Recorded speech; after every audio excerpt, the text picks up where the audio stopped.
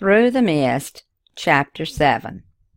The next morning Ava awakes to bacon frying, the smell of pancakes and coffee. She bounces down the stairs, back to her normal self again. "I see you have had a good night's sleep. Looks like you have enough energy for both of us," Red says. "Looks like you have this cooking thing down pretty good." Ava sits down on a stool in the kitchen. Red hands Ava a cup of tea and a plate of food. "I would like to go to the shop this morning. You can go to see Sam at the boat. I'm a big girl now." "I'll be okay," Ava says. "I'll go with you. You are not going to get out of my sight, not until we know what Mark is up to." Red fixes his coffee and a plate of food. "I think you are wrong. Mark didn't have a real motive to murder my family, as far as we know now," Ava said. "I told you he didn't need a reason. He is wicked. That is enough." Red tries to convince Ava. "Let's not fight over this. It's not worth it. I'm just happy you are here. I don't want to mess up the way I'm feeling right now." Ava reaches up, then kisses Red and says she's sorry. Later that morning, Red and Ava go to her shop to find that the package was just someone wanting her to buy some books. Ava shows Red her shop and all the things their family had collected over the years. Part of the shop is a museum of old Civil War collectibles from the Natchez area. "Ava, this place is very nice. You and Paul did a lot of work on the structure of the old building, too. Where do the stairs go up to?" Red asked. "There is a small apartment where Paul and I would stay during the week, so we wouldn't have to drive home every night. We liked a change once in a while. We like going by the river to sit at night. Most of the office business is done up there." Ava starts up the stairs. "Do you mind if I go through some of the accounting books to see if there are any problems? By the way, did you take care of the books, or did Paul?" Red curiously asked. "Paul and Susan took care of the books. They let me go to the antique shows and collect the things for the shop." "I need the books from 5 years back, if you have kept them that long," Red inquired. "Yes. Come upstairs and I'll turn the computer on. I'll check the filing cabinets." Ava and Red go upstairs. "We are going to need daily logs of the businesses. Any register tapes, any paid receipts, and anything concerning the daily business," Red insisted. "Why not just the computer files?" Ava questioned. "Because we are looking for a needle in a haystack anywhere we can," Red told Ava. "Please get some coffee started because we will be here for a while. Don't tell anyone we are here, and don't answer the door. If anyone does come by, they can just think we are out walking in town." Red starts the computer. "Well, then I guess I better tell you that Susan's last name is McDonald, and that she is Mark's niece." Ava frowned, waiting for an explosive reaction from Red. "How long do you think you would wait until you tell me this? You are just as stubborn as you always were. It looks like time would have helped you a little.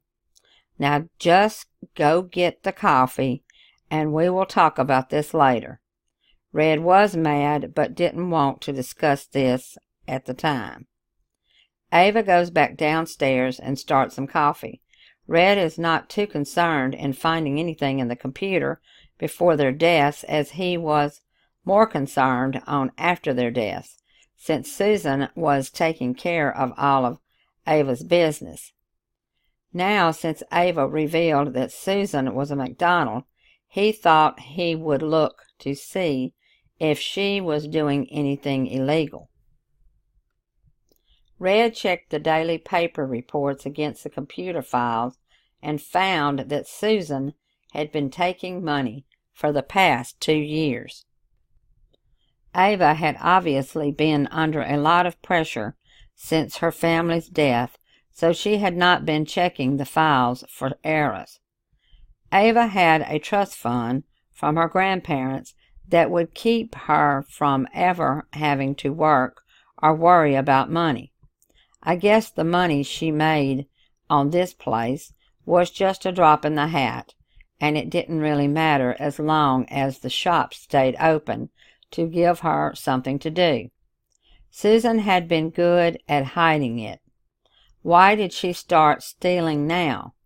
According to what Ava said, Susan always was in charge of the books and that Paul totally trusted her. Red was beginning to think that maybe Paul was being unfaithful to Ava. But from everything he knew, Paul was a Christian man and a deacon at their church. The two didn't add up. Ava started back up the stairs and saw Mark go to the door and look in. He didn't see her. He went on down the street. Ava went back up the stairs. I just saw Mark look in the door. Did he see you? Red asked with a nicer tone to his voice after calming down a little. No, I was far enough up the stairs. Have you found anything? Ava asked. It looks like your employee has been taking money since Paul's death. It has been lots of money over a period of time. It looks like she gets the money on Fridays. Sometimes she returns it back on Monday. Do you know of any reason she would take it and then return it like that? Red asked. She has a gambling problem that Paul and I have been trying to help her with, Ava tells Red. It looks like when Paul died, she started taking the money for about 6 months and then she stopped completely. She picked back up a few weeks ago, Red said. Oh my gosh, why? She could have asked me and I would have given her anything. Ava sat down by Red and looked at the proof that he had. You need to let me look in the safe and in her desk to see if we can find anything, Red insisted. Ava opened the safe, so her and Red went through some of the papers. Ava had not looked in the safe since Paul's death. Ava had a safe at home with all the personal things, so there was no need for her to look. She gave Susan a set of keys and told her to take care of the business. They didn't find anything out of order in the safe. They tried to get into the desk of Susan and found the desk had a new key for it. Ava's key didn't fit. This is strange. My keys won't fit. Looks like the front has been changed and there are new keys for it, Red said. Well, I can fix that, Ava said with anger. Ava went over to the toolbox, into the closet, took out a crowbar, went over to the desk, and tore the front off of it. That little hussy! Who does she think she is? After all I have done for her, and now this? How much more am I going to find out? Ava was still furious. There couldn't have been anything between Paul and Susan, could there? Stepping back a little when he asked, just in case Ava might want to take her frustrations out on him. No, He was a wonderful man. We had everything good together. We spent most of our time together anyway. If he did do anything, it would have had to be when we were all three together, and that wasn't ever going to happen. Ava started looking through the desk. You told me that Paul and Susan took care of this part of the business. You told me that you went to the antique shows. That would leave them alone a lot, wouldn't it? Red still questions Ava more. They did run the business, but he always went with me. Besides, I was so jealous of him, or any man that I would be with. I guess I'm insecure or something. I would have known something. What are we looking for, anyway? Ava asked. Pull out the papers that are in the envelopes. I think I know what we might be looking for, Red tells Ava. What kind of envelopes? She asked. The kind that insurance policies are in. Ava sat down in the chair behind her, and her face turned white. Then Ava looked up at Red and asked, Why would she do such a thing? She had no reason to do such a terrible thing. No, I don't believe she would have had 3 people killed. I will not believe it. I think you are wrong, Red. Now stop this now, Ava lashes out at Red. Red turns around and hands Ava what appears to be an insurance policy. There was a receipt where it had been cashed in.